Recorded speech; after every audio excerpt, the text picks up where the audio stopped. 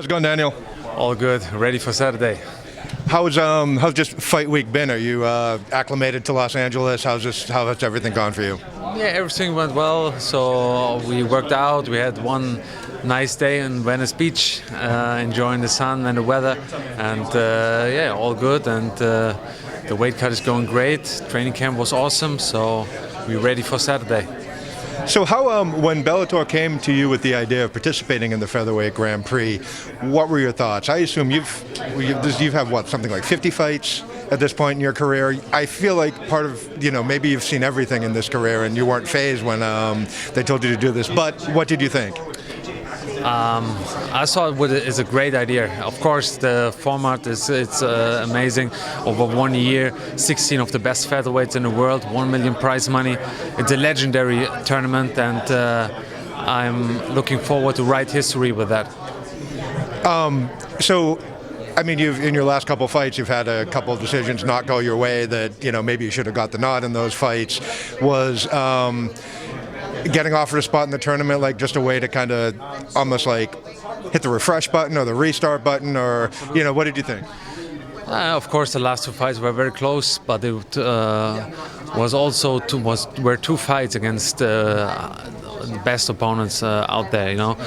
Patricio, one of the best featherweights in the world. Goche Mauchi, also highly ranked lightweight. So I know there was only little details that cost me the victory, and I think I worked on that stuff, and I tried to improve my game even more and being ready to be the best featherweight in the world. So tell me about your opponent. Like, how much do you know about him? I know you're not going to give away your game plan, but how do you feel you match up with him? Match up good with him. I checked his last fights and the way he goes into the fights and what his game plan is. And yeah, I know. Also, when I analyze him, I try not to go too much into that. My coaches, they adapt the game plan for everything, and I try to concentrate on myself, on my strengths, on where I want to improve, and to bring that to the cage. So, one of the interesting aspects of this tournament is that after the end of the first round on Saturday night, they will be having kind of the random draw to pick. Everyone kind of gets to pick their next fight. Have you thought about that at all? Do you think maybe you go straight for the title shot, or did you maybe pick a certain date? Like, what's your thoughts on that? I think it's exciting, not only for the fans, also for the fighters. It's something new, and yeah, it's totally exciting. And yeah, but for right now, I just focus on that fight, what is in front of me. I mean, Saturday night, everything can happen with all the other guys. We don't know who gets through, and yeah, I just fight my fight, get the win, and we go from there. Have you let yourself think about what you do if you win the $1 million at the end? I see myself winning this tournament and writing history, make my own legacy, and the money factor is also a big motivation.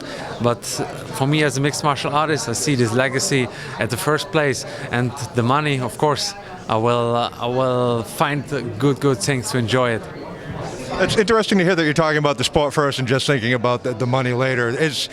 Does that just mean that you haven't changed since you started coming up in the business?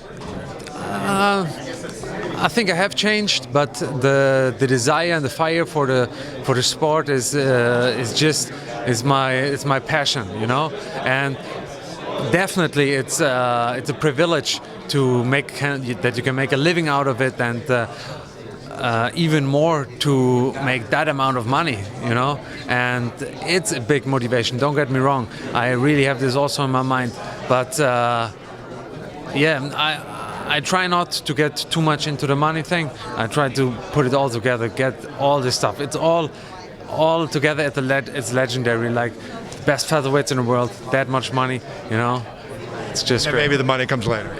It comes all together, it sticks all together. Thank you very much for your time, Daniel. I appreciate it.